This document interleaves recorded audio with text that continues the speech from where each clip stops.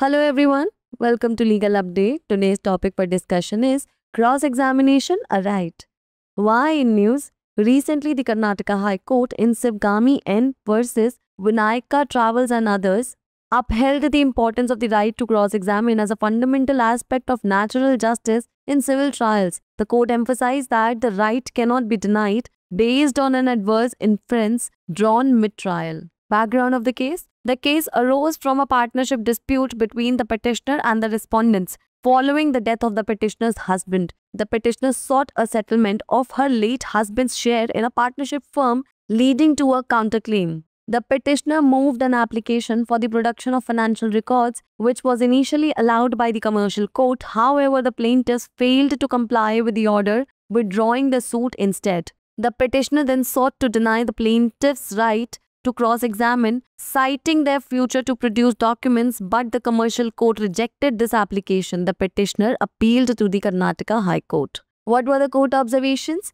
Justice Nagaprasanna held that while non-compliance with an order to produce documents could lead to an adverse inference, this does not justify denying the right to cross-examine mid-trial. Cross-examination is an essential element of fair adjudication and cannot be curtailed unless in exceptional circumstances. The court emphasized that adverse inferences can only be drawn at the conclusion of the trial after evaluating the evidence, not as a procedural shortcut during the trial. What are the provisions involved? First, Order 11 Rule 5 of the CPC, which mandates the production of documents by a party during the discovery process in a civil case. Failure to comply with this order can lead to adverse inferences. Second, Principles of Natural Justice, which ensures fair and impartial proceedings, including the right to be heard and the right to cross-examine witnesses. Third, right to cross-examine, which is a fundamental aspect of fair trial, enabling parties to test the credibility of opposing evidence and ensure transparency in judicial proceedings.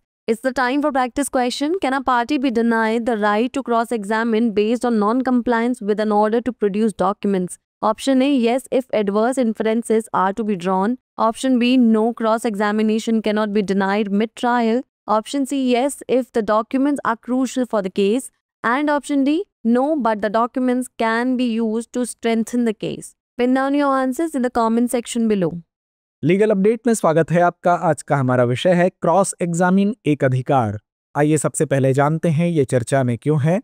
हाल ही में कर्नाटक उच्च न्यायालय ने Sivagami N बनाम Vinayak travels एवं अन्य मामले में दीवानी मुकदमों में प्राकृतिक न्याय के एक मूलभूत पहलू के रूप में क्रॉस एग्जामिन के अधिकार के महत्व को बरकरार रखा।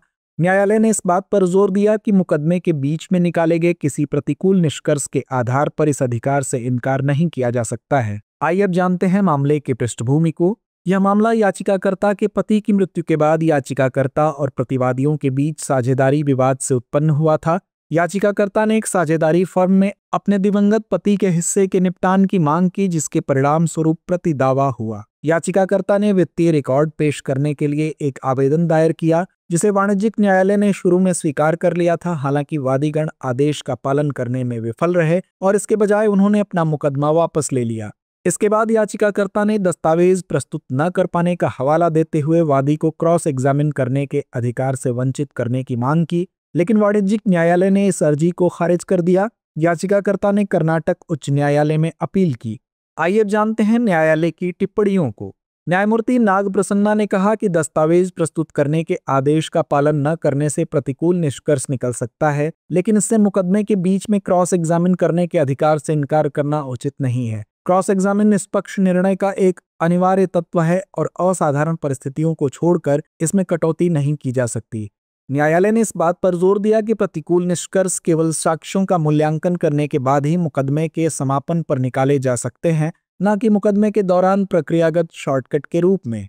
आइए अब नजर डालते हैं शामिल प्रावधानों पर। सिविल प्रक्रिया संहिता सीपीसी का आदेश 11 नियम 5। यह नियम किसी दीवानी मामले में खोज प्रक्रिया के दौरान किसी पक्ष द्वारा दस्तावेज प्रस्तुत करना अनिवार्य करता है। इस आदेश का पालन न करने पर प्रतिकूल निष्कर्ष निकाले जा सकते हैं। प्राकृतिक न्याय के सिद्धांत, ये सिद्धांत निष्पक्ष और निष्पक्ष कार्यवाही सुनिश्चित करते हैं, जिसमें सुनवाई का अधिकार और गवाहों से क्रॉस एग्जामिन करने का अधिकार भी शामिल है। क्रॉस एग्जामिन का अधिकार निष्पक्ष सुनवाई का एक मूलभूत पहलू जो पक्षों को विरोधी साक्ष्य की विश्वसनीयता का परीक्षण करने और न्यायिक कार्यवाही में पारदर्शिता सुनिश्चित करने में सक्षम बनाता है। तो आइए अंत में नोट करते हैं आज का अभ्यास प्रश्न।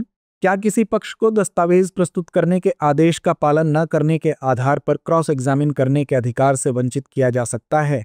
विकल्प ए हाँ, यदि प्रतिकूल निष्कर्ष निकाले जाने हों। विकल्प बी नहीं, मुकदमे के बीच में क्रॉस एग्जामिनेशन से इनकार नहीं किया जा सकता। विकल्प सी हाँ, यदि दस्तावेज मामले के लिए महत्वपूर्ण है। विकल्प डी नहीं, लेकिन दस्तावेजों का उपयोग मामले को मजबूत करने के लिए किया जा सकता है। इस प्रश्न का जवाब कमेंट बॉक्स में देना ना भूलें। धन्यवाद।